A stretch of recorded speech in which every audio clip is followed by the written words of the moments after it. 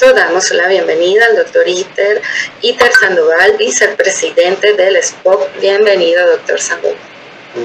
Buenas noches. La Sociedad Peruana de Obstetricia y Ginecología le da la bienvenida el día de hoy, 9 de agosto de 2022, en el cual desarrollaremos nuestra octava sesión científica. Debemos dar inicio al simposio que se va a desarrollar el día de hoy, que es un simposio bastante importante, en el cual se va a tratar salud ósea en el climaterio, ¿no? O sea, cuando ya fallan los estrógenos, inicia en nuestros pacientes menopáusicas una enfermedad que es asintomática, que es silenciosa, pero que tiene muchos efectos nocivos en nuestros pacientes. Para ello, ha coordinado esta sesión la doctora Matilde Altés. Ella es miembro titular de nuestra sociedad, es fellow de la COG, diplomada en endocrinología ginecológica en la Universidad de Alcalá de España, es presidenta electa de la Sociedad Peruana de Climaterio periodo 23-24, es miembro del Comité de Expertos en Salud Sexual y Reproductiva del MINSA, es miembro de la Comisión de Salud Sexual y Reproductiva del Colegio Médico del Perú, y ella ha invitado a dos colegas amigos de nuestra sociedad, que son Luis Meyer, de España,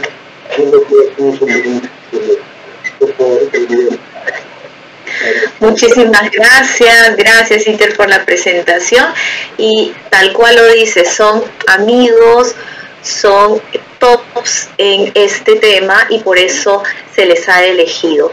Y como bien decías, es la osteoporosis, es una enfermedad que tiene múltiples factores que pueden intervenir en esta patogenia, y la poca expresividad clínica que tiene no la vemos hasta que ya tenemos fracturas en nuestras pacientes.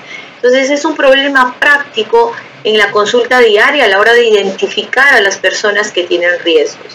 Pero esta noche los dos expositores nos van a ayudar a dilucidar toda esta enfermedad y cómo podemos tratar y la orientación terapéutica en el manejo de la osteoporosis. Vamos a presentar en primer lugar al doctor José Luis Neiro de España, el creciente papel del Trabecular Bone Score y las nuevas formas de diagnóstico de osteoporosis.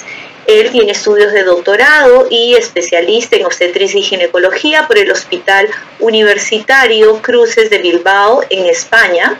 Es profesor del Máster Internacional en Climaterio y Menopausia de la Universidad de Madrid. Tiene un diploma de experto en menopausia por la Sociedad Española de Ginecología y Obstetricia.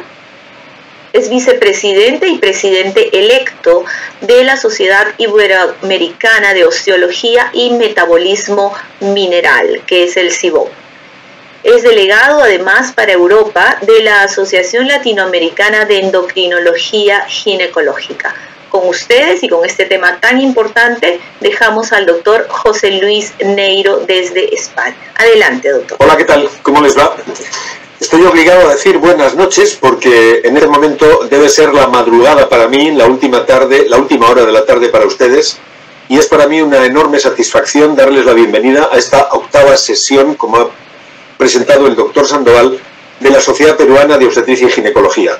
Les aseguro que para mí es un inmenso honor estar entre ustedes, ser invitado por la Sociedad Peruana de Obstetricia y Ginecología, y para hablar de un tema que me es muy querido porque trata de las innovaciones diagnósticas en el manejo diagnóstico a su vez de la osteoporosis.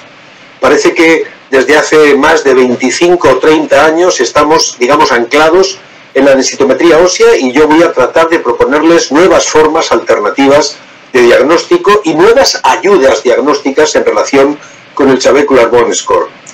Mi saludo más cordial desde este lado del mundo, desde el norte de España, en Bilbao, en una ciudad que está en el borde del mar Cantábrico, y desde el hospital en el que yo he venido trabajando en los últimos, muchos años. Ahí tienen ustedes la provincia de Vizcaya, cuya capital es Bilbao, y justamente al lado, en Baracaldo, está el hospital.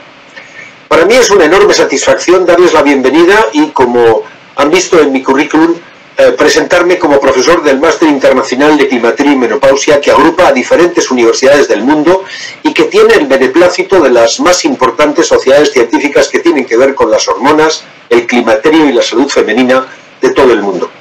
Uno puede matricularse con nosotros a través de esta maestría por muy diferentes razones, y después de llevar unos cuantos años en ejercicio, para muchos de ustedes puede ser solamente un repaso de la endocrinología ginecológica y una forma de abordar un nuevo aspecto de la salud de sus pacientes, que no se olviden, van a ir envejeciendo con ustedes y van a llegar a la menopausia y van a abordar el climaterio seguramente con su ayuda.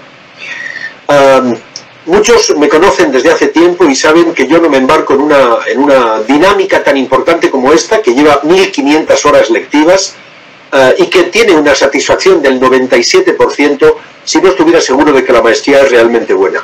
La doctora Dextre, mi buena amiga Maribel, tiene conocimiento suficiente de la maestría y les puede decir que a día de hoy solo tenemos un abandono de aproximadamente el 1% de todos nuestros alumnos. Pero les aseguro que van ustedes a sudar, digamos, la camiseta, porque tienen que hacer los 60 créditos ECTS que exige la Unión Europea para que tengan el título. Ese título se obtiene a lo largo de 11 módulos, el séptimo de los cuales, se me va a la cabeza la octava sesión, el séptimo de los cuales tiene que ver con la osteoporosis, y ahí contamos todo lo que yo voy a contar esta noche, porque es una parte más del manejo diagnóstico terapéutico de la osteoporosis. Pues bien, les traigo un regalo, porque a todos los que estén matriculados en la sesión de hoy y que estén inscritos, a través de la gentileza de la Sociedad Peruana de Obstetricia y Ginecología, les ofrecemos una beca docente del 10%, solo con el único requisito que antes de matricularse me escriban un correo electrónico a mi atención para que yo les ponga en contacto con la dirección de la maestría y les consiga esa beca docente por haber estado ahí en esa octava sesión clínica a la que damos comienzo hoy hablando del TBS. Miren, todo comienza cuando uno se para a considerar cómo es la situación actual de la osteoporosis.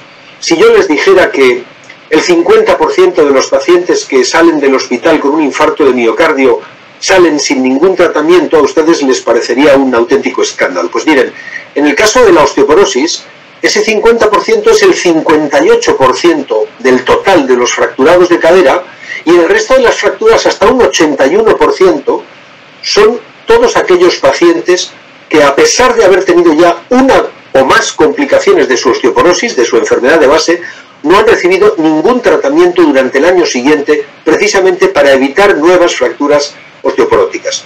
Recuerden que la osteoporosis no duele y no mata, pero se complica a través de las fracturas, que son las que realmente complican la vida, disminuyen la calidad de vida, aumentan la invalidez y provocan la muerte en muchos casos para muchos pacientes. El problema lo tenemos en que la inmensa mayoría de las fracturas, como verán ustedes en la próxima diapositiva, no coinciden exactamente bien con los datos densitométricos.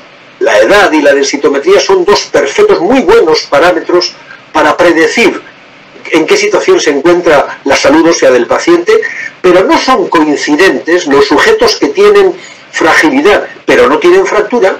No es coincidente muchas veces con los sujetos que tienen un diagnóstico densitométrico de osteoporosis, y tampoco coincide con una tercera población, que es la de los sujetos que tienen fracturas, muy a pesar de que su densitometría no es patológica o no está indicándonos que tienen osteoporosis.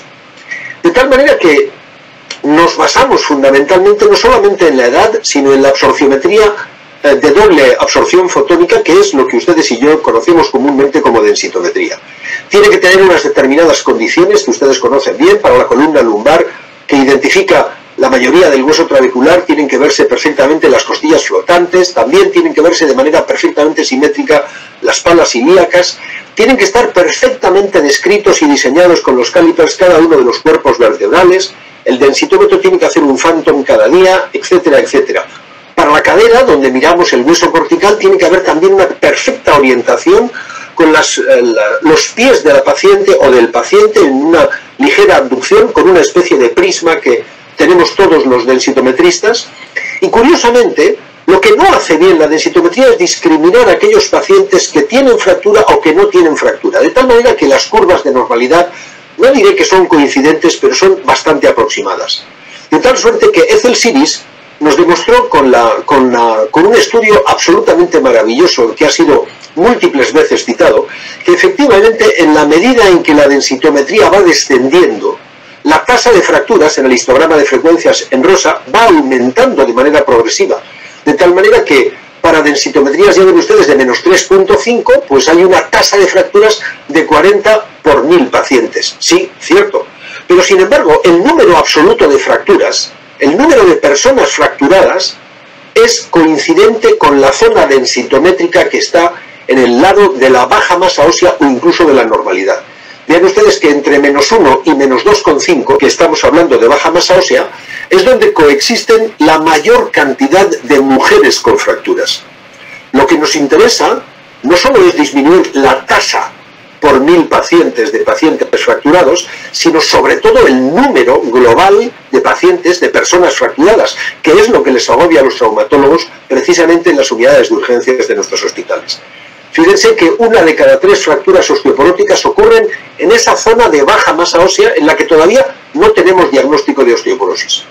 ¿Qué quiere decir? Que tenemos que enfatizar nuestros esfuerzos densitométricos en identificar de alguna manera cuál es la resistencia del hueso, porque ustedes convendrán conmigo en que esta mesa, que tiene la misma masa, seguramente también el mismo volumen, pero no la misma distribución, que esta otra o que esta otra, sin embargo tiene una diferente resistencia.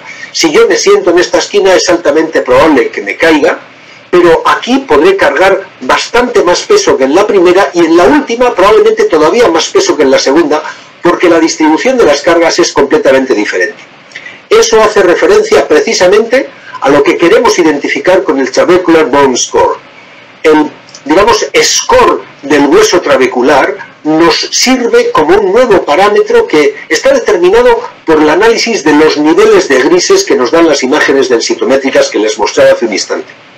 Se basa en una explotación de algunos variogramas experimentales de las imágenes de 2 dimensiones que se interpretan mediante un algoritmo matemático como de 3 dimensiones, de tal manera que adoptamos la cualidad de la volumetría ósea solamente con el análisis densitométrico de las imágenes pixeladas de una manera distinta a través de la variación del grosor de esas imágenes.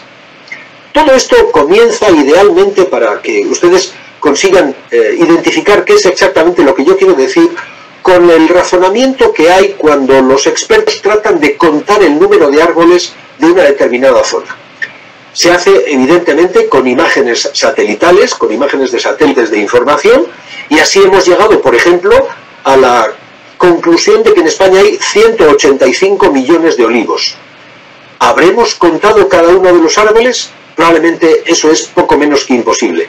Lo que hacemos es identificar los claros, y para eso vamos buscando con el satélite todas aquellas imágenes que no están cubiertas por copas de árboles, de tal manera que al final, desde el punto de vista densitométrico, evaluaríamos el número, el tamaño y la distribución de esos claros, lo cual equivale en densitometría a analizar los negros de la imagen radiográfica que nos da el densitómetro. Intuitivamente, sin explicarles yo nada y sin prácticamente saber nada de hueso, ustedes entienden perfectamente que este hueso de la izquierda, este cuerpo vertebral, tiene más resistencia que este cuerpo vertebral de la derecha. Seguramente porque aquí caben menos agujeros, porque hay mayor conectividad trabecular, porque hay un grosor trabecular también importantemente mayor que lo que se observa en la diapositiva, en la imagen de la derecha. Pues bien, eso es lo que mediante esta fórmula matemática, con un algoritmo matemático que no es otra cosa que una tarjeta de software que ustedes incorporan al ordenador de su densitómetro, transforma lo que puede ser una imagen pixelada artificialmente, pero muy precisa, del cuerpo vertebral que tienen inmediatamente al lado, lo que nos da un score trabecular de 1.36 que nos habla de un paciente sano. En la parte de abajo tienen ustedes un paciente osteoporótico, la misma vértebra que les mostraba en la imagen anterior, cuya imagen pixelada nos da un TBS con esa fórmula matemática de 1.11, o para ser preciso de 1.115. Pues bien, a partir de esas determinadas características, nosotros tenemos la posibilidad de adoptar prácticamente la imagen de una biopsia virtual, podríamos decir, una imagen de resistencia que no requiere más tiempo y que tiene muy poca influencia o ninguna en los artefactos comunes de la densitometría, con lo cual cualquier densitómetro puede analizar el TDS de manera retrospectiva de todos los pacientes que ustedes han hecho densitometría en los 2, 5, 10 o 15 años anteriores. De tal manera que lo más importante del TDS es que, aplicándolo a estos 4 estudios grandes, muy importantes, de 4 cohortes como la de Manitoba, la Ofeli y la Semov, hemos sido capaces de identificar con carácter predictivo aquellos pacientes que tenían fracturas osteoporóticas, siempre con un intervalo de confianza que no incluye la unidad. Por lo tanto, una enorme capacidad de predecir las fracturas, una vez que hemos ajustado por edad, por índice de masa corporal, por densitometría y por riesgo de FRAX en función de los datos que teníamos de esa cohorte. De tal manera que, por ejemplo, para la cohorte de Manitoba, cuando le hemos aplicado el TDS de manera retrospectiva a 29.407 pacientes con 1.668 fracturas, hemos visto que entre las que tenían una densitometría estrictamente normal, había un 21% de pacientes que con el TDS eran de alto riesgo para fractura porque tenían un TDS muy inadecuado, muy de mala calidad.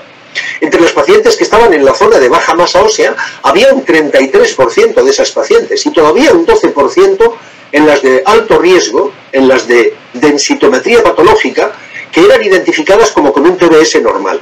¿Qué quiere esto decir? Que el TDS contribuyó a clasificar un 38% de los casos con fractura en la zona de osteopenia, cuando todavía la densitometría no había sido capaz de discriminar.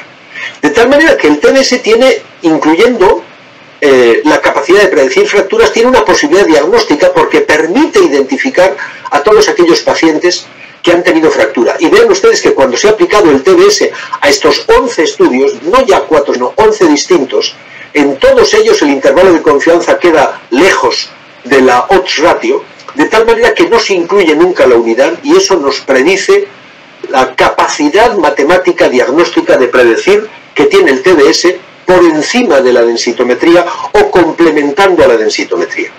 En este estudio, por ejemplo, se demostró el potencial del TDS para discriminar los sujetos sanos de pacientes que habían sufrido fracturas de cadera. Es un estudio español de mi buen amigo Luis del Río, que es seguramente una de las personas que en Europa sabe más de densitometría ósea y que podría estarles dando esta conferencia perfectamente mucho mejor que yo.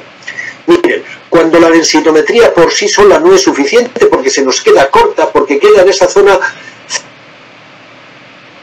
Miren, cuando la densitometría por sí sola no es suficiente porque se nos queda corta, porque queda en esa zona cercana a menos 2,5 en un paciente, por ejemplo, que no es diabético o que no tiene una osteoporosis secundaria inducida por corticoides o por inhibidores de aromatasa, en cuyo caso ya sabemos que tenemos que empezar el tratamiento en menos 2 y no en menos 2,5, en esa zona, digamos, dudosa, la adición a la densitometría del TDS permite identificar pacientes con un riesgo muy elevado de fracturas, de tal manera que analizamos mucho mejor la zona de baja masa ósea que nos queda siempre desde el punto de vista clínico con la duda de si debería empezar el tratamiento o no. De tal manera que cuanta mayor sea la capacidad diagnóstica y predictiva del TDS, a igual densitometría el riesgo de fractura aumenta mucho cuanto más disminuye el número del TDS. Y ya hemos llegado a la conclusión de que todo lo que esté por debajo de 1,36 en el TDS es una cifra patológica y que por tanto debe inducir el tratamiento. ¿Qué pasa para la osteoporosis secundaria? Miren, causas de osteoporosis secundaria son toneladas, cada vez más frecuente. Yo recuerdo que hace escasamente 20 años en clase hablaba de que la osteoporosis secundaria no pasaba de ser el 10% del total de la osteoporosis. Hoy hemos aumentado la esperanza de vida media de los pacientes, cada vez tratamos durante más tiempo, con más tratamientos, a cada vez más enfermedades crónicas. El cáncer de mama es una enfermedad crónica, la artritis reumatoide es una enfermedad crónica, las polimiositis son enfermedades crónicas, el hipogonadismo consecutivo al cáncer de próstata tratado con switch-off hormonal, con agonistas de GnRH o con antiandrógenos, los inhibidores de aromatasa del cáncer de mama, el hiperparatiroidismo primario o secundario, todas esas son causas de osteoporosis secundaria, de tal manera que ahí el impacto sobre el hueso trabecular es mucho mayor que sobre el hueso cortical, precisamente porque hay más intercambio, más recambio metabólico en el hueso trabecular. Esto significa que el TDS es todavía más apropiado para discriminar los pacientes de alto riesgo en osteoporosis secundaria. Por ejemplo, se afecta mucho más el TBS en los pacientes que se llegan a la osteoporosis por el tratamiento con glucocorticoides que con cualquier otra cosa. De tal manera que el TBS aplicado a las vértebras L1 o L4 nos permite discriminar, fíjense con qué diferencias significativas, respecto de lo que nos daba solamente la densitometría convencional. Pero no solamente es esto, también en los pacientes con diabetes. Recuerden ustedes que igual que en los pacientes corticoideos, los pacientes con diabetes deben ser tratados a partir de una densitometría de menos 2.0 y no de menos 2.5.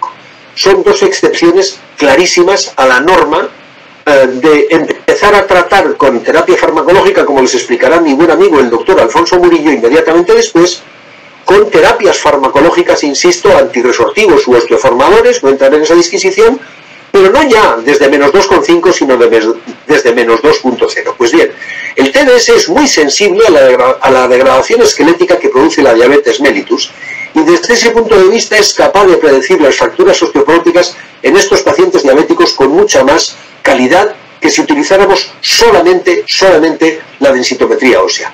Vean ustedes que la odds ratio para un TBS alterado entre L1 y L4 se nos va a 2.6 con un incremento del 161% de riesgo para aumentar el riesgo de fractura osteoporótica.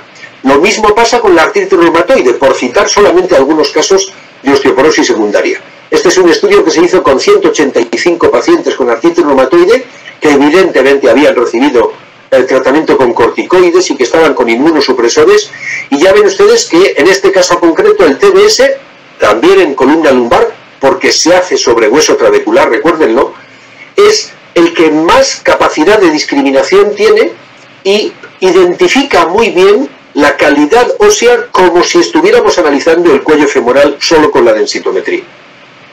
De tal manera que es capaz de predecir las fracturas vertebrales en pacientes con artritis reumatoide, decían estos autores en el estudio cuya referencia les pongo siempre más abajo. También nos sirve el TBS no solamente para darnos una idea del diagnóstico o de la predicción de la posibilidad de fractura osteoporótica, también nos sirve para hacer valoración terapéutica. Fíjense que el TBS es capaz de monitorizar cambios relacionados con el tratamiento y ha sido empleado, por ejemplo, para monitorizar cambios en la textura a lo largo del tiempo.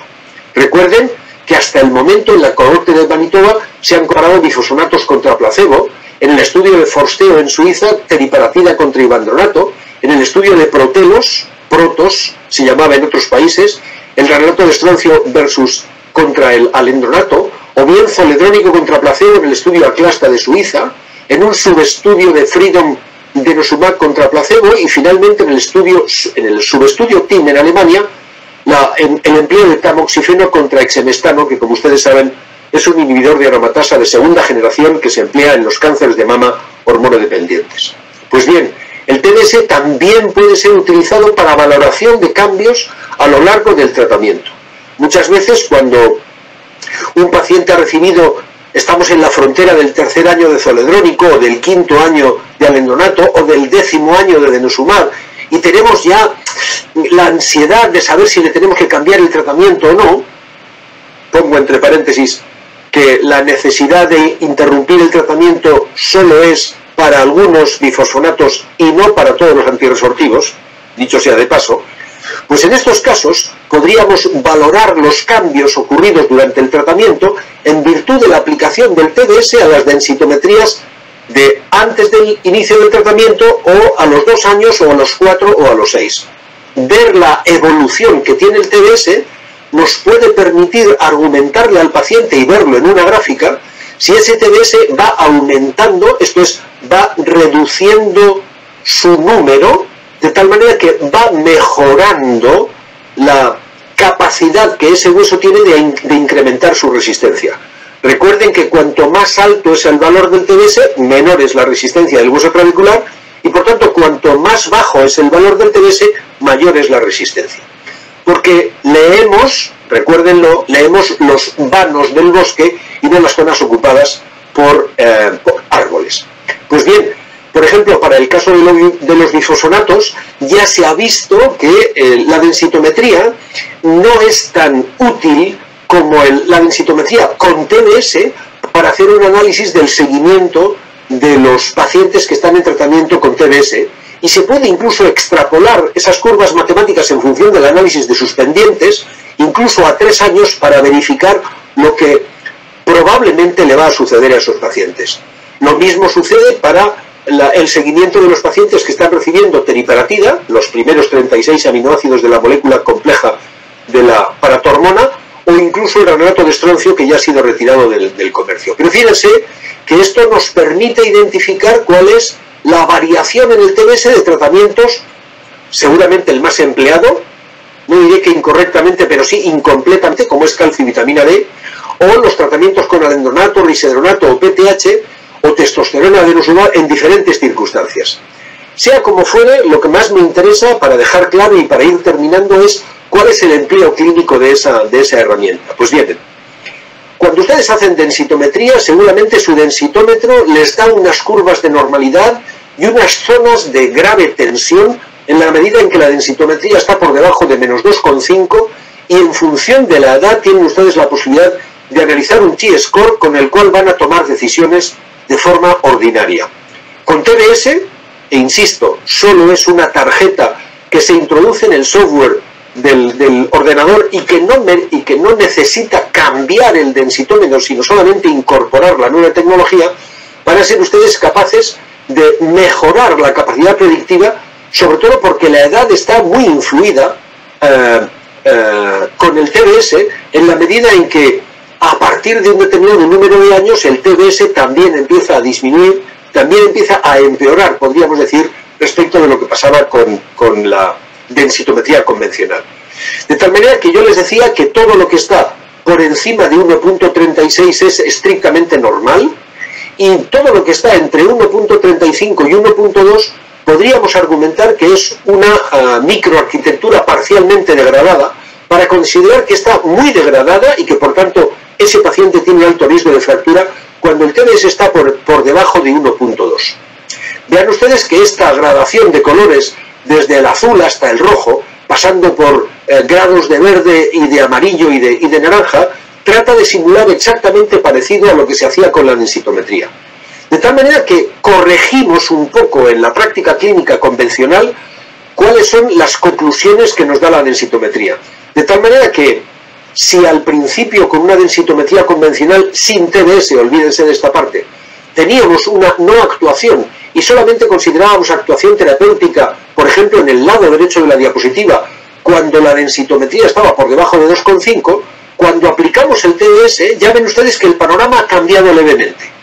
Entre las zonas de estatus óseo normal habría que ajustar el calcio y la vitamina D, e incluso en zonas donde densitométricamente no tendríamos que actuar, probablemente habrá algunos pacientes que tengan que recibir antirresortivos. En otros casos tendremos que empezar por los deformadores, seguramente porque el TBS nos informa que estando por debajo de 1.2, imaginen el caso que yo les explicaba antes de 1.15 en el ejemplo que mostraba, ese es un paciente que tiene una resistencia muy degradada y que probablemente tiene un altísimo riesgo de fractura. De tal manera que el TBS viene a complementar una resistencia muy degradada y que probablemente tiene un altísimo riesgo de fractura. De tal manera que el TBS viene a complementar los datos densitométricos y las predicciones que podemos hacer en función de la edad de los pacientes.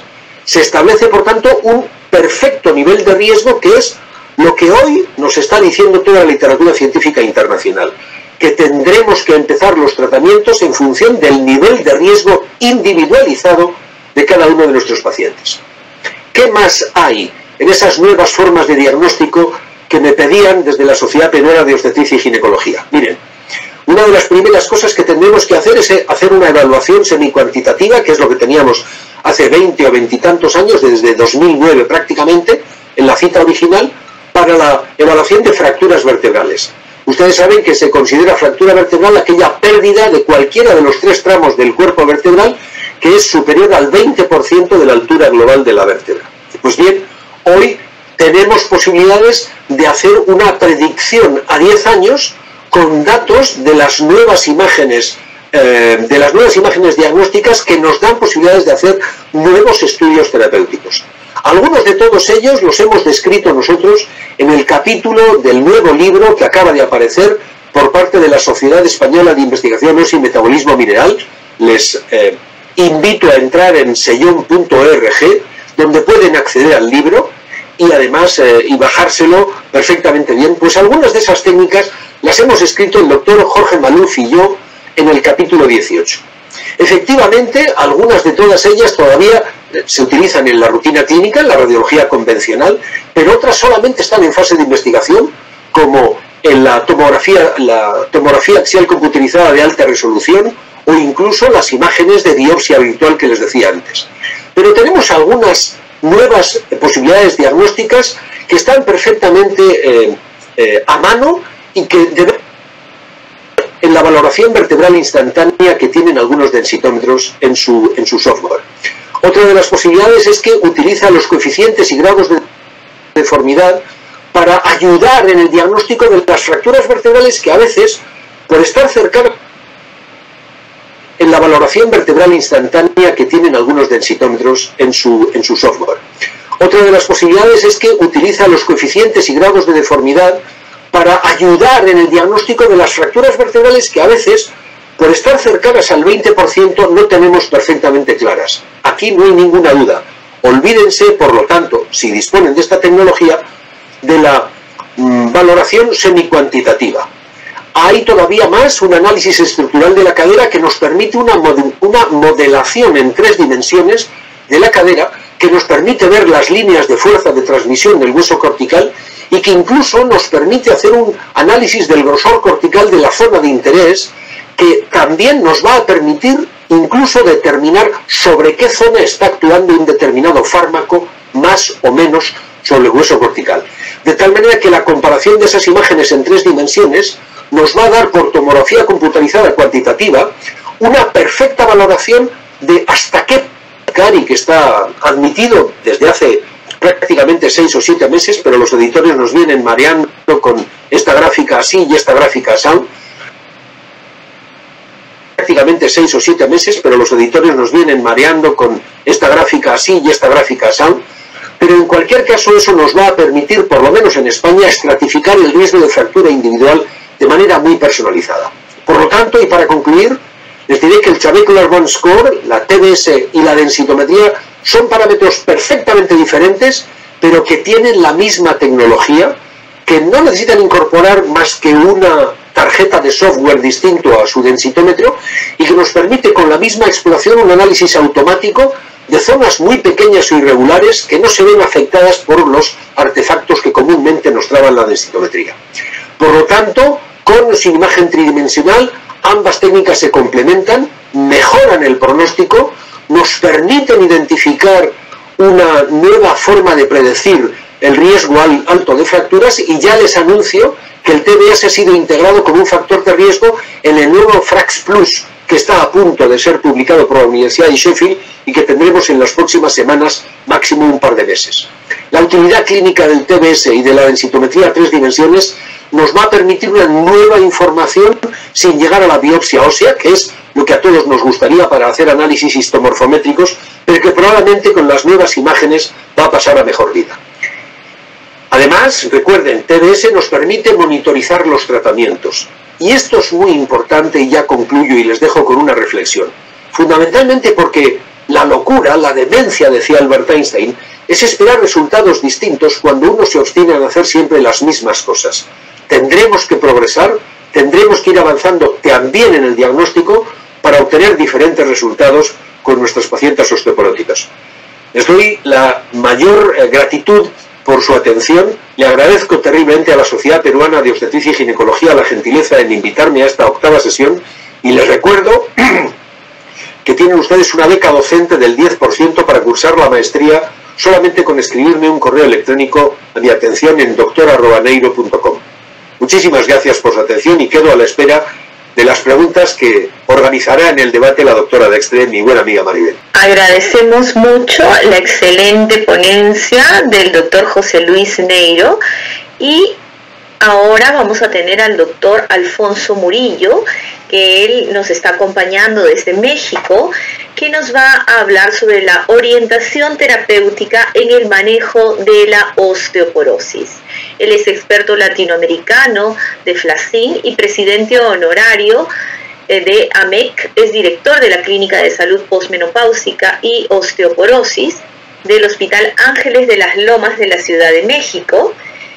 Tiene certificado como densitometrista clínico de la Asociación Mexicana de Metabolismo Mineral y Óseo, es investigador clínico, autor y coautor de muchos artículos científicos, de capítulos en libros, es miembro de múltiples sociedades de la especialidad y profesor del Consejo Mexicano de Ginecología y Obstetricia.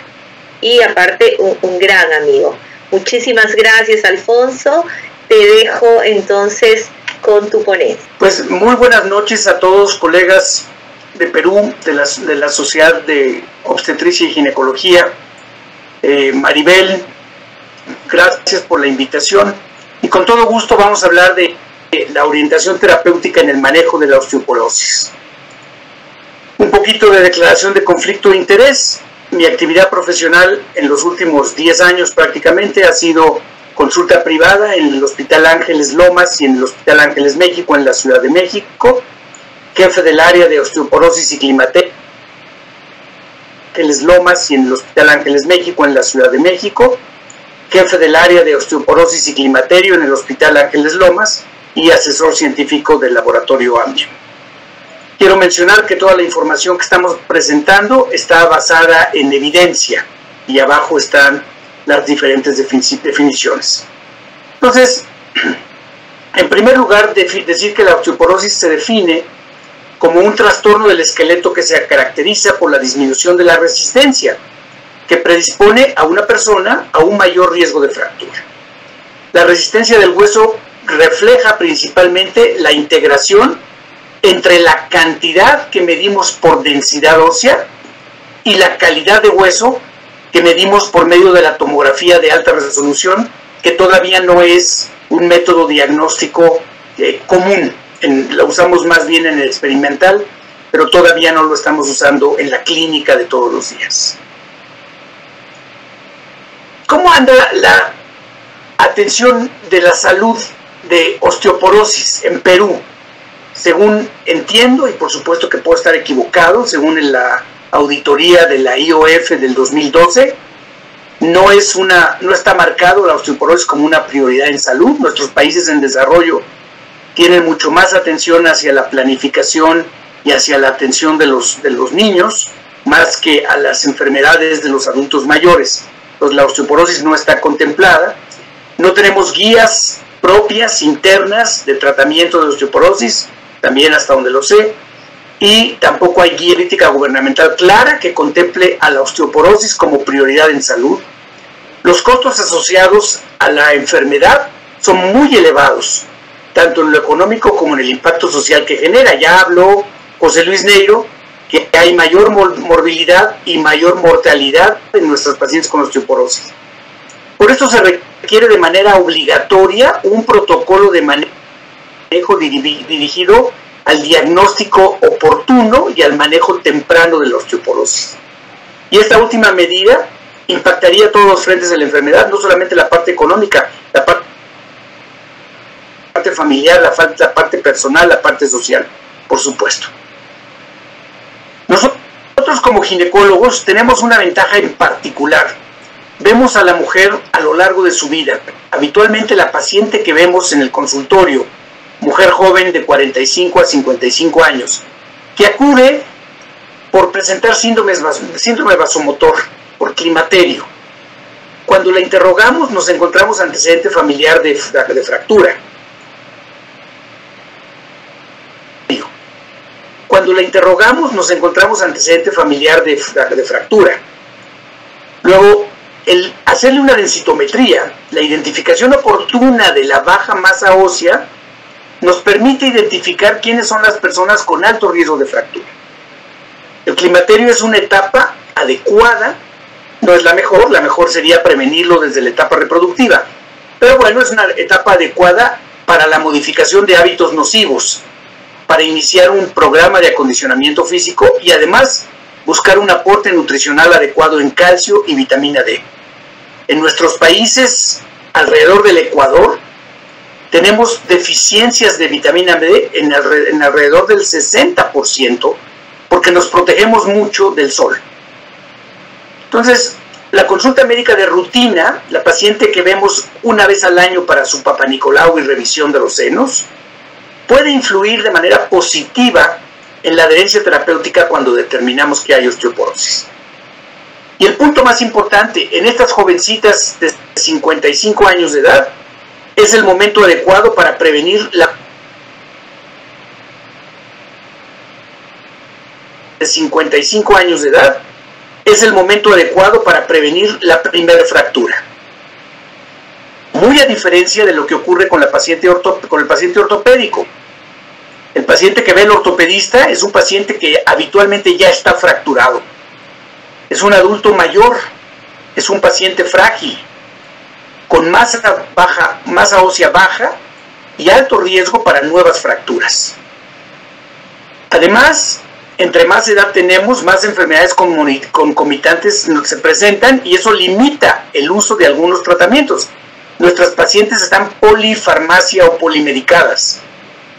Los tratamientos orales no siempre son los adecuados para la paciente que está hospitalizada y después de una fractura, hasta el 80% de nuestros pacientes salen del hospital sin recibir tratamiento para la osteoporosis.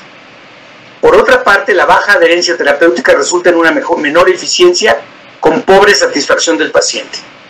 Y bueno, el paciente no adherente al tratamiento aumenta prácticamente en un 50% la posibilidad de fractura. En factores de riesgo, por supuesto, fractura previa y más si es aumenta prácticamente en un 50% la posibilidad de fractura. En factores de riesgo, por supuesto, fractura previa y más si esa fractura previa es en los últimos 12 meses, alto riesgo. Edad, entre más edad tenemos, más riesgo de fracturarnos. Baja densidad mineral ósea. Hay una relación inversamente proporcional entre la baja densidad y la posibilidad de fracturarse. Entonces, estos son los tres factores más importantes que nos dan el riesgo alto y muy alto de fractura. Luego tenemos algunos otros factores de riesgo, factores genéticos, como factores no modificables, como es, por ejemplo, el sexo femenino, los grupos étnicos asiáticos o caucásicos, los antecedentes familiares de fractura de cadera o de osteoporosis, la complexión baja, y ciertas enfermedades, artritis reumatoide, enfermedad pulmonar obstructiva crónica, Parkinson. Todas estas se asocian con fracturas por caídas, por toma de medicamentos que, en el caso de artritis, afectan directamente la calidad del hueso. Y finalmente tenemos los factores de riesgo que potencialmente son modificables, a veces cuesta mucho trabajo modificarlos, como el bajo índice de masa corporal, mujeres que pesan y miden poco, tienen un índice de masa corporal de 18 o menos, la deficiencia crónica de calcio o vitamina D que se asocia a la dieta de nuestras pacientes, la deficiencia de estrógeno de la menopausia, la actividad física inadecuada, el consumo excesivo de alcohol, el fumar tabaco, menopausia, la actividad física inadecuada, el consumo excesivo de alcohol, el fumar tabaco, la caída. Un adulto que se cae 2 veces o más en un año es un adulto con alto riesgo de fractura. Y ciertos medicamentos como los glucocorticoides, como los inhibidores de aromatasa, etc. Todo esto nos da mayor riesgo. ¿Qué dicen las guías? ¿A quién tenemos que tratar? Bueno, lo sabemos todos desde la escuela de medicina.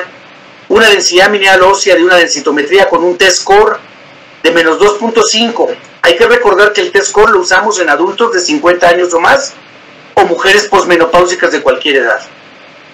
Para los adultos jóvenes, adultos de menos de 50 años, utilizamos el score de Z, y el score de Z ocupa -2 desvíos estándar, ya no -2.5. Entonces medimos esto en 3 sitios: columna lumbar, cuello de fémur y fémur proximal total. Cuando no podemos utilizar la columna o la cadera, entonces nos vamos a la región alterna del radio 33, que es el radio medio. O cuando sospechamos hiperparatiroidismo también vemos el radio, porque es una zona de hueso que tiene más hueso cortical que trabecular. Cuando ya tenemos una fractura vertebral de bajo impacto o fractura de cadera independiente de la densidad mineral ósea, eso también es osteoporosis y eso también requiere tratamiento. Cuando tenemos esto, ya también es otro motivo de dar tratamiento para osteoporosis.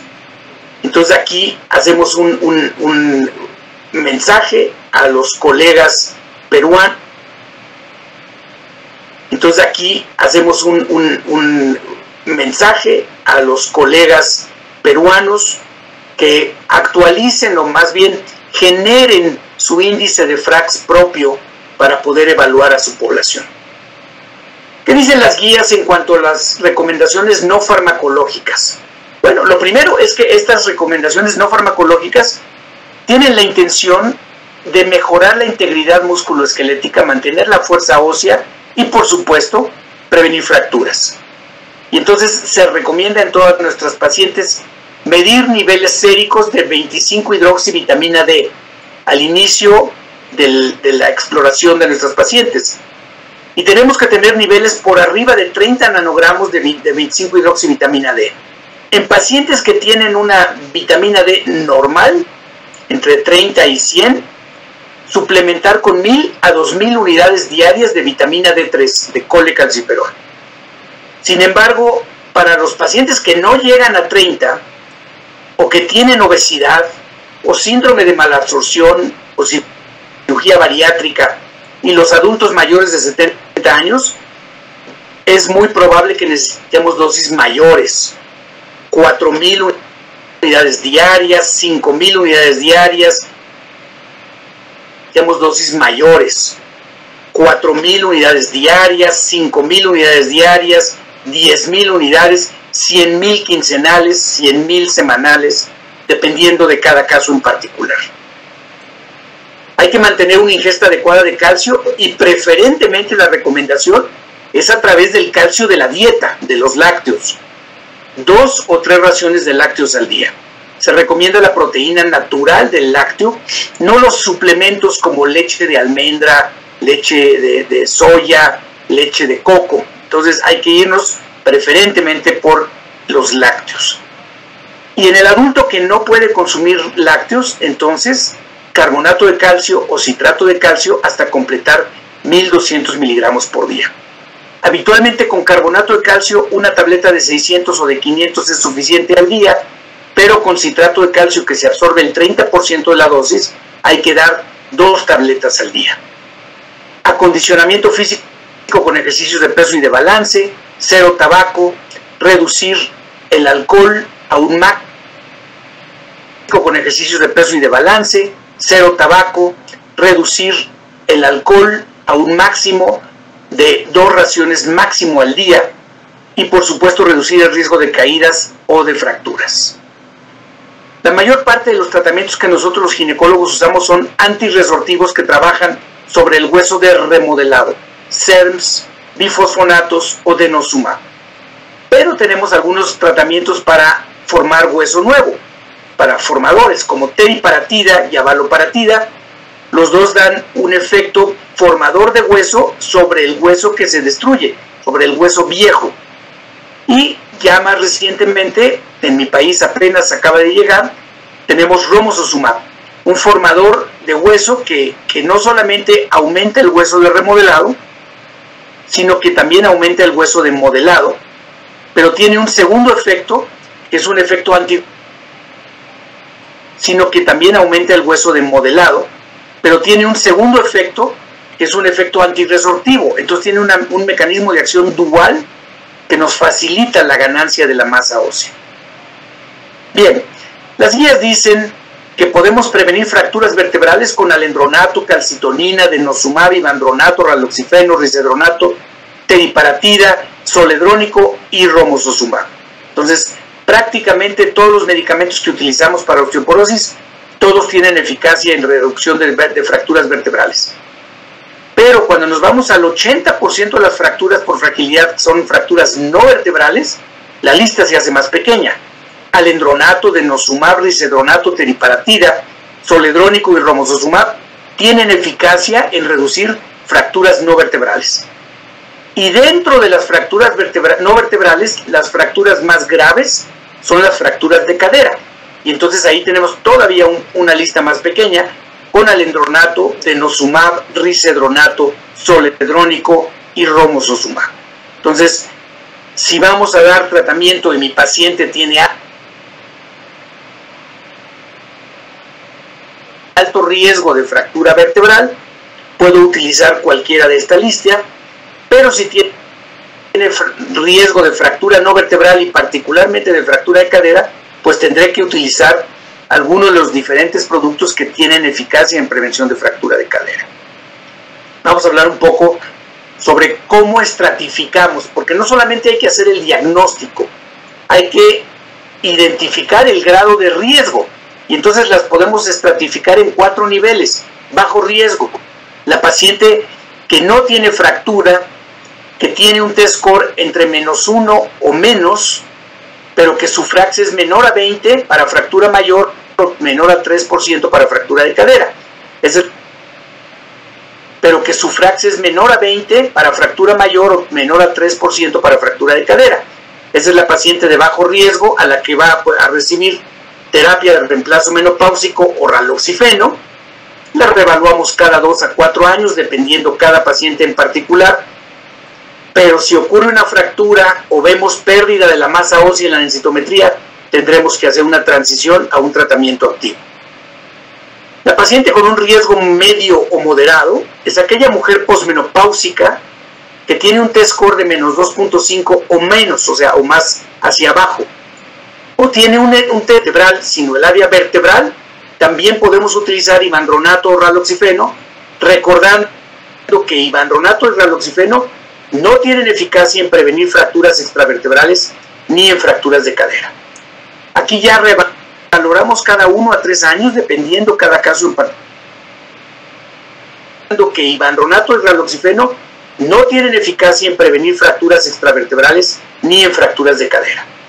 Aquí ya revaloramos cada 1 a 3 años, dependiendo cada caso en particular y después de una fractura, y podremos cambiar a un medicamento más potente en caso necesario. Vamos a ver con detalle los diferentes tratamientos. El estudio WHI tuvo un grupo de pacientes a las que se les hizo densitometría y se les analizaron fracturas. Y se encontró que en el grupo de estrógenos con progestinas había una reducción de fracturas vertebrales, extravertebrales y de cadera de un 34%, una eficacia de 34% en reducir fracturas, pero en pacientes que eran sanas. No era un estudio dirigido hacia mujeres osteoporóticas. Entonces, esto es importante tenerlo en mente. No hay muchos estudios grandes de pacientes osteoporóticas con terapia de reemplazo hormonal. En el caso de la tibolona, hicimos un estudio, yo participé en este estudio con tibolona, con una dosis para hueso de 1.25 miligramos, que es la mitad de la dosis para síndrome vasomotor. Y encontramos un porcentaje de reducción de fracturas vertebrales del 45%, pero prácticamente sin eficacia en fracturas extravertebrales y fracturas de cadera, en el caso de la tibolona. Ahora, ¿qué dicen las guías? Este es el Position Statement del 2022 que se publicó hace un mes de la terapia hormonal de reemplazo por la North American Menopause Society. Dice que la terapia hormonal previene la pérdida ósea en mujeres posmenopáusicas sanas, sin osteoporosis, con efectos dependientes de la dosis. Entre más dosis, más protección a la densidad. La terapia hormonal reduce el riesgo de fractura en mujeres posmenopáusicas sanas. La interrupción de la terapia hormonal resulta en una pérdida ósea rápida Sin embargo, en el estudio WHI no hubo exceso de fracturas después de la interrupción. Entonces hay una pérdida rápida, pero no aumenta sustantivamente el recambio óseo, lo cual hace que no haya una gran cantidad de fracturas posteriores. Y la terapia hormonal está aprobada por la FDA posteriores. Y la terapia hormonal está aprobada por la FDA, y mencionamos a la FDA como una institución reguladora de clase mundial, ¿no? Y entonces está aprobada para la prevención de pérdida ósea, mas no está aprobada para el tratamiento de la osteoporosis. Y es por eso que las guías de endocrino no contemplan a la terapia hormonal como tratamiento de osteoporosis. En mujeres menores de 60 años o dentro de 10 años de la menopausia, la terapia hormonal sistémica es apropiada para proteger contra la pérdida ósea. O sea, en mujeres jovencitas o en mujeres dentro de la ventana terapéutica de la terapia hormonal de la menopausia, base a los beneficios extraesqueléticos, es decir, quitar síndrome vasomotor y el riesgo cardiovascular que existe con los años aumentando después de la menopausia. Con los SERMs tenemos una reducción, en el caso de raloxifeno, el estudio MORE, a 4 años, reducción de 34% del riesgo relativo en mujeres previamente fracturadas y 50% en mujeres sin fracturas previas. Una reducción, en el caso de raloxifeno, el estudio MORE, a 4 años, reducción de 34% del riesgo relativo en mujeres previamente fracturadas y 50% en mujeres sin fracturas previas. En el caso de vasodoxifeno a 3 años, 42 y 45% de reducción de riesgo relativo. Pero recordar que los SERMs no tienen prevención de fracturas extravertebrales. Ahora, vámonos a las pacientes de alto riesgo. En términos generales, aquella mujer de 65 años con fractura previa más allá de 12 meses, con un T-score más bajo de menos 2.5 y con un T-score de osteopenia, pero con un FRAX positivo, 20% o 3%, esa paciente se clasifica como de alto riesgo. Se le debe de dar preferentemente un medicamento antirresortivo potente, un bifosfonato como alendronato, zoledrónico o risedronato, o denosumab. Si el problema principal es en columna, entonces podemos dar ivandronato o raloxifeno. Reevaluamos cada 1 a 3 años o después de una fractura y daremos un medicamento más potente en caso de ser necesario.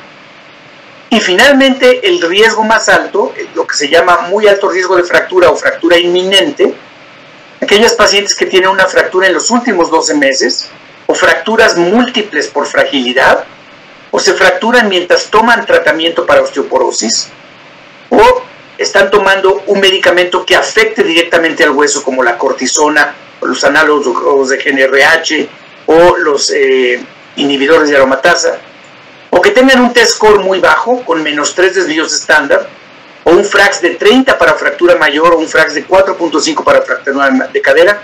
Este es el grupo de pacientes de muy alto riesgo. Estas pacientes de primera intención debemos de iniciarles tratamiento con romosozumab, teriparatida o avaloparatida. O sea, un osteoformador primero y después continuar con un antirresortivo como denosumab o bifosfonato. Si en la institución donde yo trabajo con un antirresortivo como denosumab o bifosfonato, si en la institución donde yo trabajo no tienen formadores de hueso, vamos a mencionar que los del anabólico óseo, del formador óseo, que para romosozumab son 12 meses y para teriparatida son 24 meses, tenemos que cambiar al antirresortivo denosumab o bifosfonato.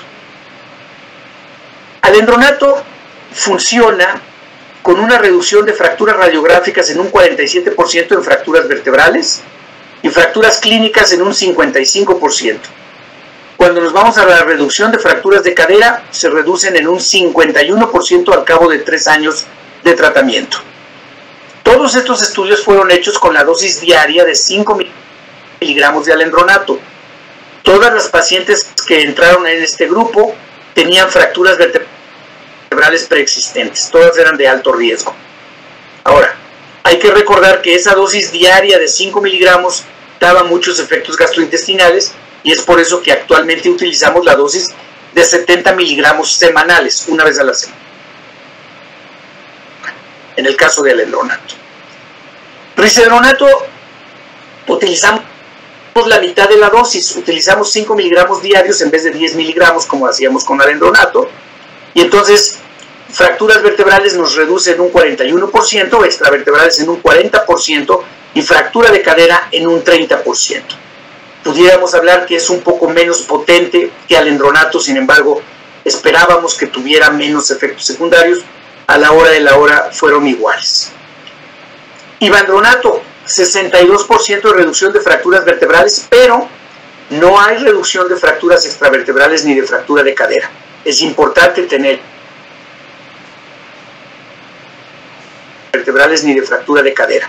Es importante tener esto presente en mente. Ácido zoledrónico tiene una reducción de fracturas vertebrales en un 70%, 41% de reducción de fracturas de cadera y 25% de fracturas no vertebrales. Hay que administrar la dosis de 5 miligramos una vez al año en una infusión lenta por 15 minutos en una paciente que esté bien hidratada. Hay algunos efectos secundarios: dolor osteoarticular en las primeras 1 a 2 semanas posteriores a la aplicación del zoledrónico y algunas molestias hacen que las pacientes no quieran regresar a la aplicación de zoledrónico. Por lo menos en mi país, el ácido zoledrónico lo tenemos en dosis de 5 miligramos para osteoporosis y 4 miligramos para cáncer de hueso. Sin embargo, no tenemos genérico de 5 miligramos y entonces el médico en muchas ocasiones utiliza el zoledrónico de 4 miligramos como si fuera el equivalente, aunque es el 20% menos de la dosis, como si fuera el equivalente de la versión de 5 miligramos. Denosumab es el más reciente que se ha agregado al tratamiento de la osteoporosis. Tiene una reducción a 36 meses del 68% de las fracturas vertebrales, 20% de las fracturas no vertebrales y 40% de las fracturas de cadera, con significancia estadística en cada uno de estos grupos. Y tiene la ventaja de que a largo plazo tiene un crecimiento longitudinal, donde vemos un incremento de la masa ósea. A largo plazo tiene un crecimiento longitudinal, donde vemos un incremento de la masa ósea más o menos 2% por año, de manera que al cabo de 10 años de tratamiento hay prácticamente 22% de incremento en la densidad mialo, 2% por año. Y en el caso de la cadera, que tiene un remodelado de la misma velocidad pero menos frecuente que la columna, el incremento es 1% por año. Entonces, prácticamente 10% al cabo de 10 años de tratamiento es lo que esperaríamos encontrar. Este estudio es una compilación de diferentes estudios donde comparamos denosumab, alendronato, zoledrónico, risedronato, ivandronato, terapia de reemplazo y raloxifeno, y vemos cómo se comportan a largo plazo, a 10 años, los que tienen estudios a 10 años, a 9 años con el caso del zoledrónico, 7 años con el caso. Recomienda que los bifosfonatos orales se usen un máximo de 5 años y los intravenosos un máximo de 3 años. ¿Qué dicen las guías en cuanto al manejo de mi paciente de muy alto riesgo de fractura o la que tenga fractura previa por fragilidad en los últimos 12 meses? Me dice, hay que darle denosumab o romosozumab, abaloparatida, teriparatida o zoledrónico. O romosozumab, abaloparatida, teriparatida o zoledrónico. Y continuar por el tiempo que está permitido. Ahorita vamos a hablar un poco más cuánto tiempo.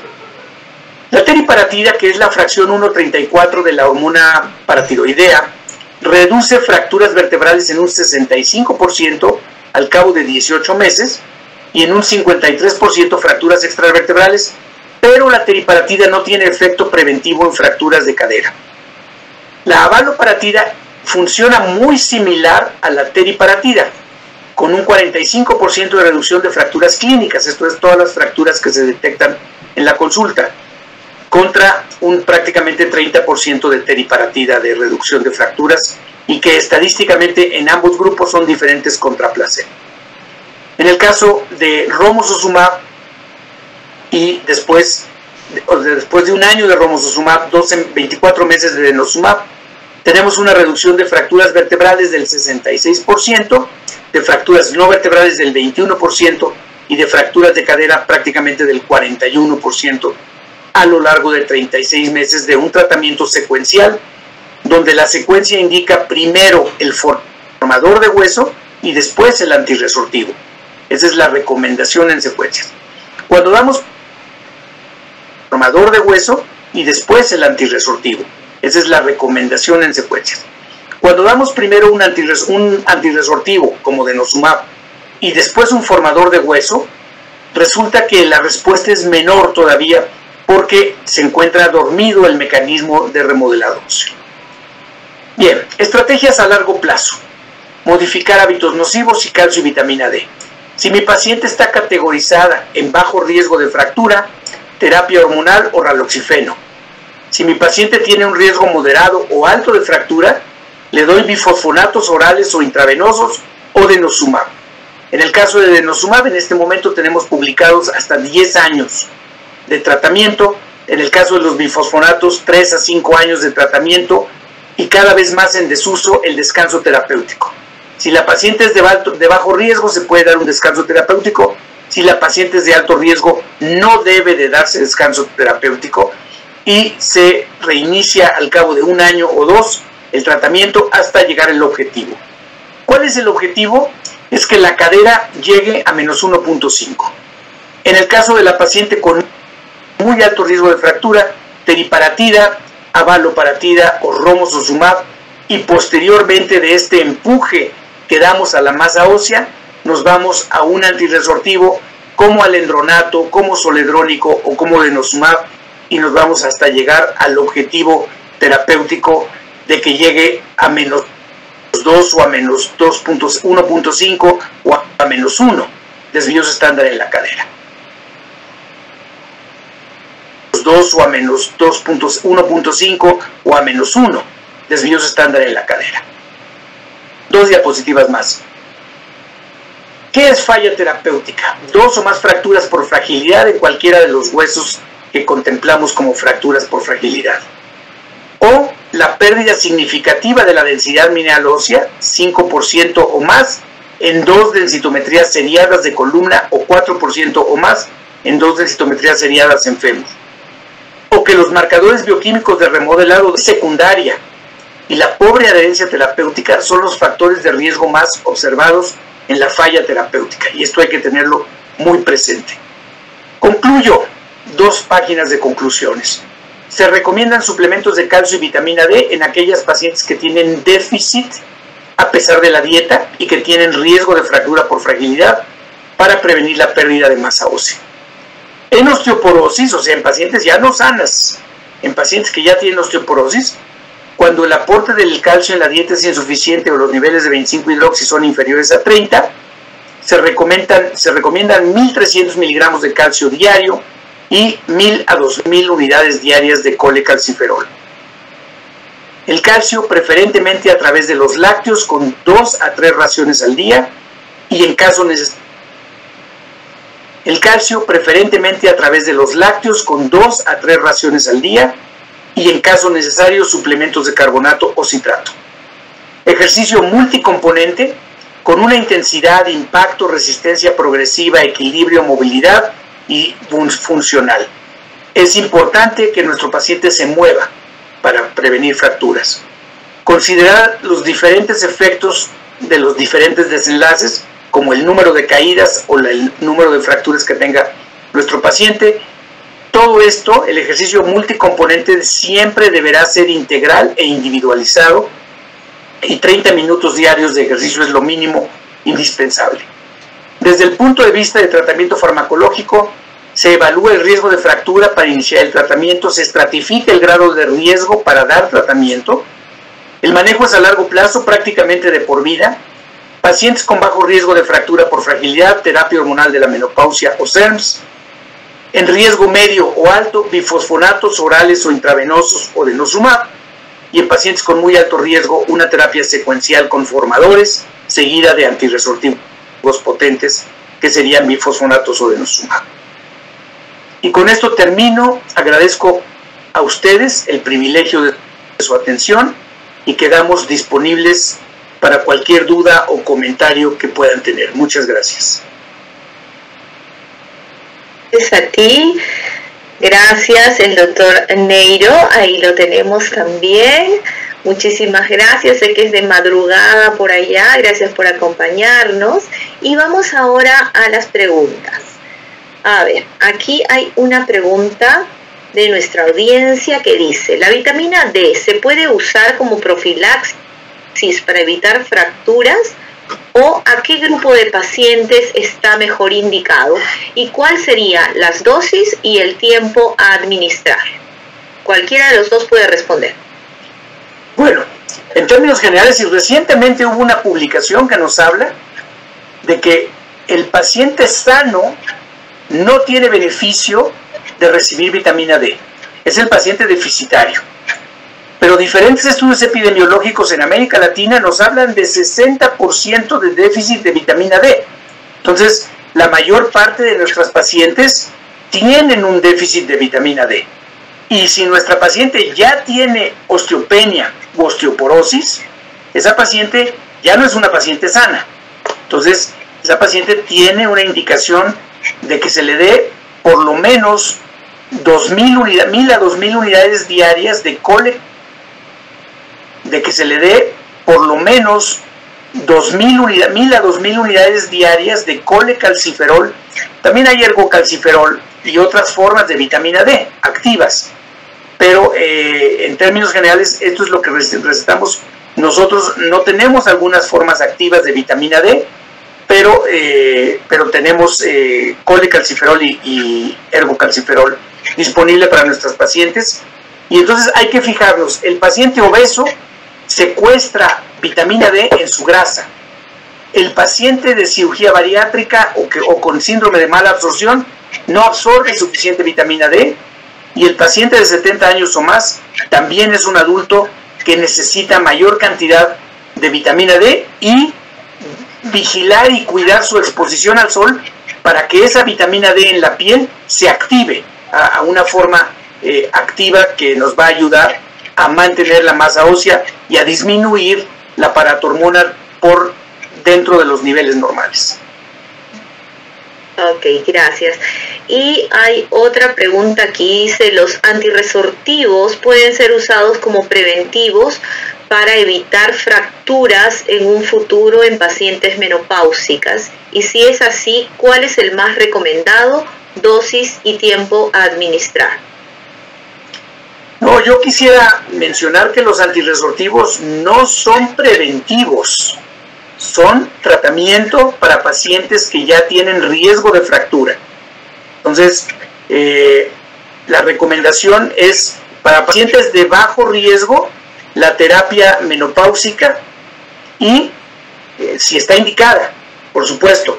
Y recordar que la terapia menopáusica principalmente la usamos en los primeros 10 años alrededor de la menopausia, y obviamente no existiendo contraindicaciones. Y el otro punto importante que también las guías acaban de publicar recientemente es que la vía transdérmica aparentemente es más segura que la vía oral para la terapia menopáusica. Pero no recomendaríamos de manera profiláctica ni el uso de un bifosfonato, ni tampoco el uso de denosumab. Ok, a ver, aquí otra de las preguntas dice: buenas noches, ¿existe preferencia o evidencia de algún tipo de calcio o de vitamina D en particular en su presentación, dosis y forma de administración? José Luis, te cedemos la palabra. Muchas gracias, muy buenas noches a todos. Porque aquí son las 4 y pico de la madrugada. Respecto de la sal de calcio ideal, yo creo que depende de cada paciente.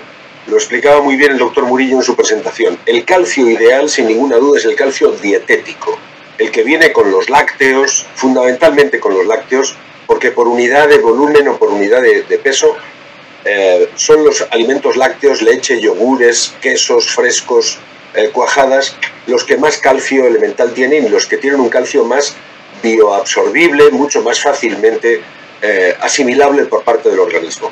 Si hay que suplementar con calcio, normalmente tenemos sales o de carbonato de calcio o de citrato de calcio. Aquí solo hay una contraindicación o un riesgo importante, que es la litiasis urinaria. Si el paciente tiene antecedentes de litiasis urinaria por oxalato cálcico, por ácido úrico sería otra historia, por oxalato cálcico, habría que recomendar citrato o pidolato cálcico, porque tienen una acción quelante sobre los cristales de oxalato y disminuyen el riesgo de producir litiasis urinaria. En el caso de que no sea así, el carbonato cálcico puede ser una magnífica opción, pero yo creo que, lo decía muy bien el doctor Murillo en su presentación, como complemento a la dieta. Es muy importante enfatizar y revisar cuánto calcio elemental toma el paciente con la dieta ordinaria y corregírselo. Hay que recordarle que debe incorporar las verduras de hoja verde a su dieta, que tienen mucho calcio. Hay que recordar que también tienen mucho calcio las naranjas, los frutos secos, pero sobremanera los lácteos. De tal manera que tratar de conseguir 1000 o 1200 miligramos de calcio a base de frutos secos le va a poner, le va a poner la grasa abdominal terriblemente dilatada. Pero sin embargo, si lo hacemos a base de naranjas o de alimentos lácteos, el paciente va a incorporar alimentos muy sanos que además son muy fácilmente asimilables. Y para aquel que me diga, no, es que la leche entera, yo tengo el colesterol, pues tome usted leche semidesnatada, que aunque tenga menos cantidad de vitamina D, va a tener la misma cantidad de calcio. Y respecto de la vitamina D, también lo ha comentado el doctor Murillo. Si el paciente es obeso o tiene cirugía bariátrica o no tiene exposición solar, probablemente no le va a bastar con colecalciferol y podríamos utilizar calcifediol. Pero las dosis, yo quiero recordar que esto no es una vitamina, es una hormona esteroidea y por tanto solo le viene bien a aquellas personas que la tienen baja. Por tanto, hay que medir la vitamina D. El estudio Vital, que demostró que la vitamina D no era capaz de mejorar la mortalidad, ni el riesgo cardiovascular, ni el riesgo de cáncer, lamentablemente fue cuando se le administró hormona D a personas que ya la tenían. Pero cuando la hormona D se le administraba a las personas que estaban por debajo de 12 nanogramos por mililitro, que era el subestudio que hicieron en el Vital, ahí sí que mejoraba todos esos parámetros. Por tanto, olvidémonos de la vitamina, traigamos a la idea de que es una hormona esteroidea que disminuye después de los 45, 50, 55 años y midámosela a todos nuestros pacientes. Ok, gracias. Todas las pacientes que tengan fracturas por fragilidad, independientemente de que tengan una densitometría normal, ¿es considerada como una paciente osteoporótica? Así es. O sea, y además, si esa fractura es en los últimos 12 meses, es paciente de muy alto riesgo. Doctor Neiro. Yo añadiría solamente la distinción cuando hacemos fractura por fragilidad o fractura de alto impacto. Miren, las fracturas de alto impacto no tienen nada que ver con esto, son las deportivas, las fracturas de tráfico o las fracturas laborales. No estamos hablando de aquel sujeto que se cae de un andamio de 2 pisos y se rompe las piernas con 26 años. Ese no tiene osteoporosis, lo que tiene es un traumatismo brutal. Hablamos de fractura por fragilidad cuando las fracturas son de bajo impacto, que son aquellas que una persona se hace cuando se cae de su propia altura o de una escalera de menos de 3 peldaños, y esa fractura no tiene que ver con las manos, la cara, el cráneo o los pies. Quiero decir, si yo me caigo ahora al levantarme de la silla, camino de la cama, que estoy medio dormido, y me rompo la nariz, esa sería para mi nariz una fractura de alto impacto, porque 80 kilos cayendo sobre la nariz es un alto impacto para el hueso nasal. Pero si en la misma caída me fracturo el codo, esa fractura de mi codo es una fractura de bajo impacto y tengo necesidad de tratamiento contra la osteoporosis todo el tiempo que sea preciso, precisamente por tener esa fractura de bajo impacto. Ok.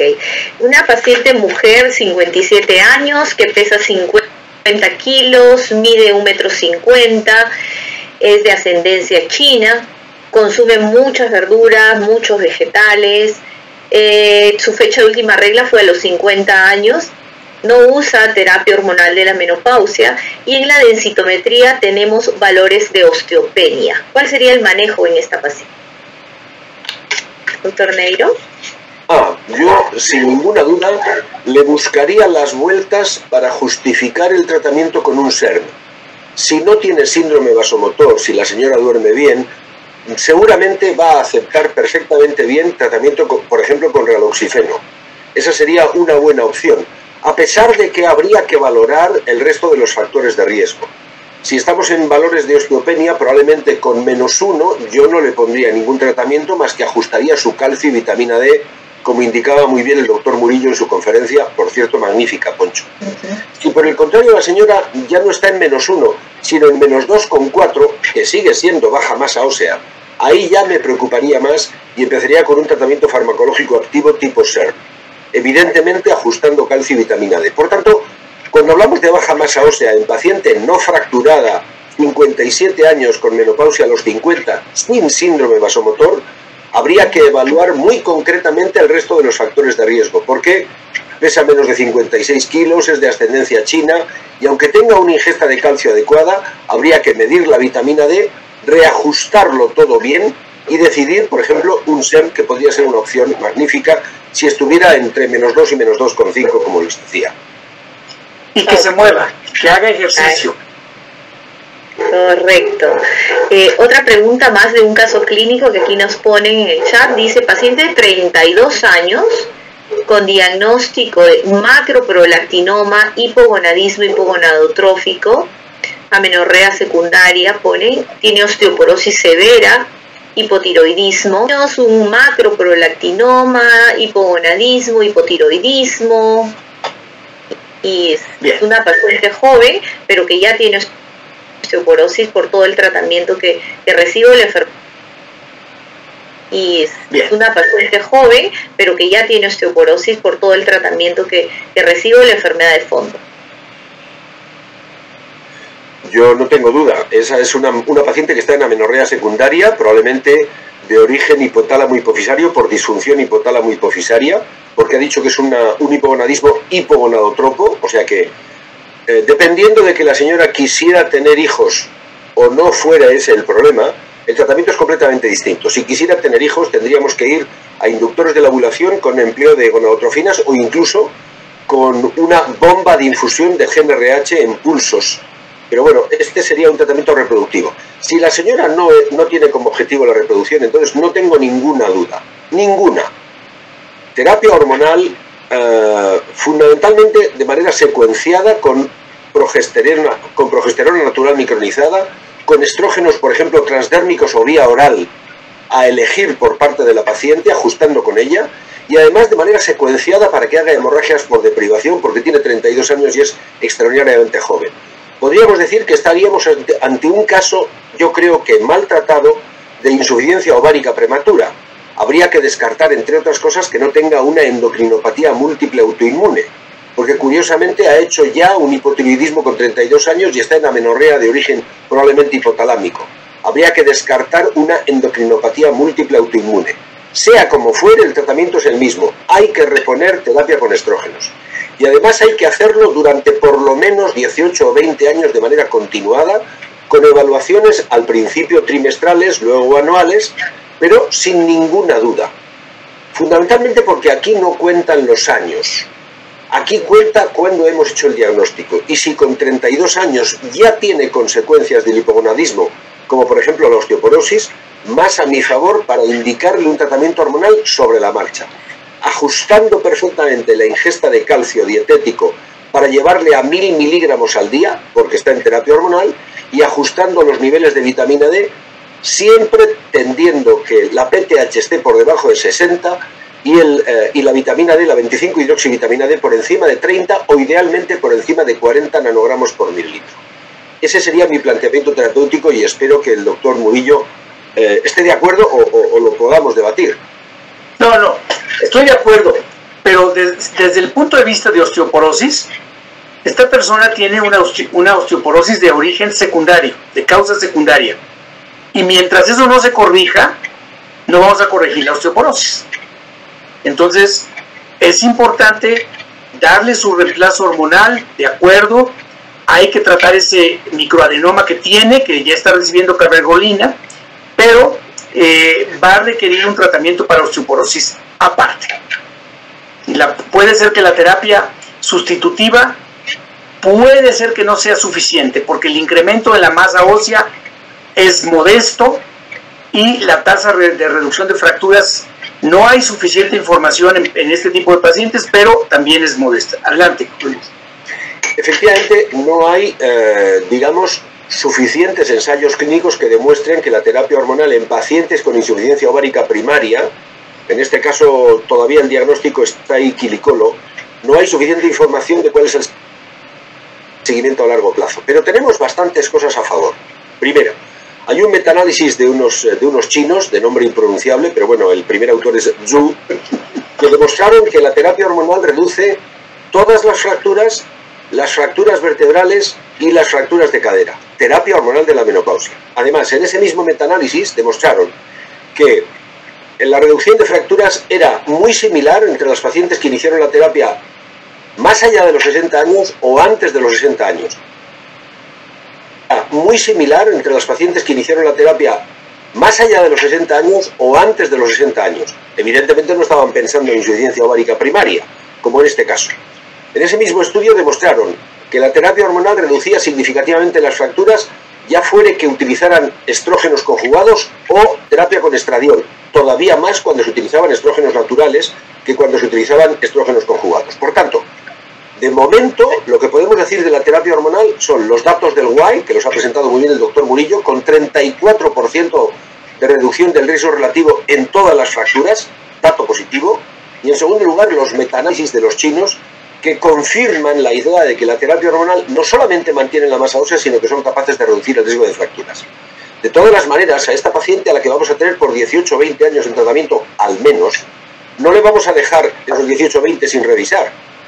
De entrada, una vez puesto el tratamiento, le vamos a revisar al tercer mes y a partir de ahí le vamos a revisar al año y probablemente vamos a controlar con densitometrías cada 18 o 24 meses cuál es la progresión de su masa ósea y vamos a controlar con niveles de vitamina D y con índices de calidad de vida, que es lo que nos cuenta la paciente, cómo es su estatus a lo largo del tiempo.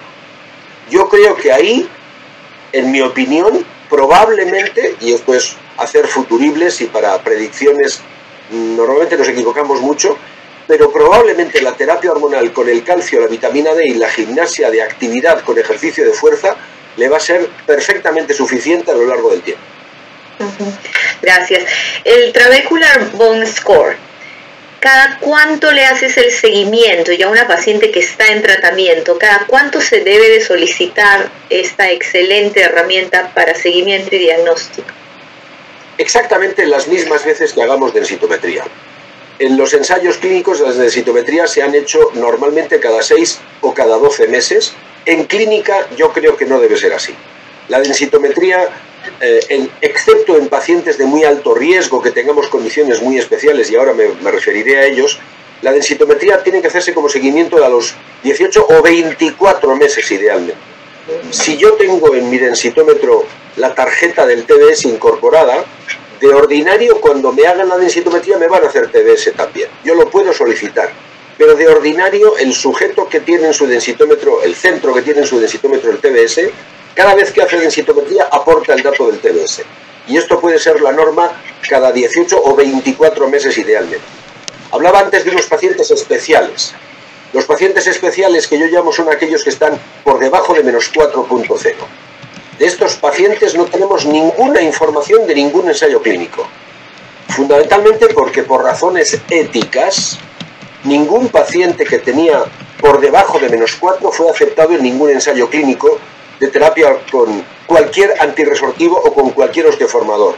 Precisamente porque por razones éticas no sería bueno que la aleatorización le tocara a placebo, siendo un paciente de muy alto riesgo, porque por ejemplo tenía menos 5,8 o menos 6,4. Yo últimamente he tenido dos pacientes con menos 7,2 y con menos 8,6, que pensaba yo que era incompatible con la vida, pero las he visto.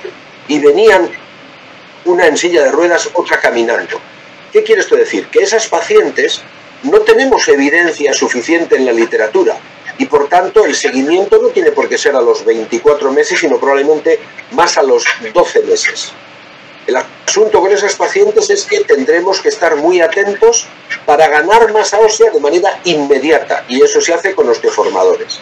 Por lo tanto, ahí el TDS, en cualquiera de los dos grupos, el TDS se aplica al mismo tiempo que la densitometría, porque es un subestudio de la densitometría, podríamos decir.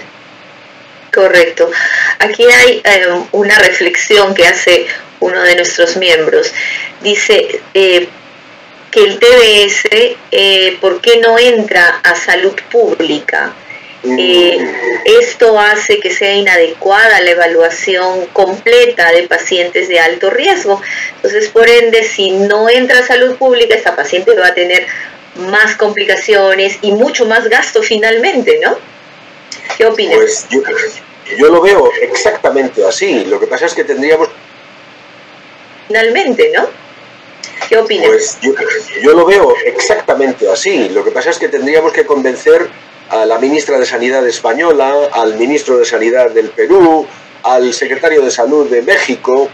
Seguramente las innovaciones que se van produciendo en el mundo de la osteoporosis van llegando a los centros más innovadores. Ustedes saben que la curva de innovación primero corresponde a los ideólogos, después a los visionarios, después a los pragmáticos. Se van incorporando poquito a poco, ¿no? Los políticos son de los últimos, probablemente, porque los políticos necesitan análisis de coste-efectividad, esto es, análisis de eficiencia, de cuánto me va a costar incorporar el TDS a todos los densitómetros. Estoy seguro que si una determinada región del mundo, sea Perú, México o España, que son los que estamos conectados ahora, si de repente decidiera voy a incorporar el TDS a todos los densitómetros públicos de una determinada región, yo estoy seguro que el que vende el software del TDS se lo pondría a mitad de precio con total seguridad. Pero esa es una cuestión que se nos plantea a nosotros justamente para el debate intelectual, porque no tenemos nada que decidir. No sé si el doctor Murillo está de acuerdo conmigo. Sí, nosotros en nuestro país, donde no hay densitómetros suficientes para toda la población que pudieran usarlo, el agregar un costo de $15,000 anuales por 24 meses, por un TBS, nos limita mucho a centros de investigación principalmente. Claro, claro, correcto. Bueno, les agradezco mucho. Vamos a dejar dormir un poquito más al doctor Neiro. Muchísimas gracias a los dos. Estupendas sus exposiciones, muy claras, muy didácticas. Por eso han sido elegidos para formar parte de nuestro grupo de élite, de nuestros colegas extranjeros, para que compartan todas sus experiencias. Les agradecemos mucho, excelentes ponencias, gracias a todos los que han participado con sus preguntas también. Y ahora cedemos la palabra a nuestro presidente. Adelante, doctor Iter Sandoval. Y a nuestra coordinadora que ha estado bastante bien en cuanto a moderar este simposio. Y a todos los que nos han acompañado esta noche, porque yo creo que están más contentos con estas exposiciones, y los invito a nuestra próxima reunión. Muchas gracias, buenas noches. Y los invito a nuestra próxima reunión. Muchas gracias, buenas noches. Para mí también ha sido un honor inmenso participar, y mi agradecimiento profundo a la Sociedad Peruana de Ginecología y Obstetricia, al doctor Sandoval como vicepresidente, y a mi buena amiga la doctora Maribel Dextre por el agasajo de recibirnos en su moderación. Muchas gracias, doctor Murillo. Un abrazo muy fuerte para todos. Gracias. Muy amable. Gracias.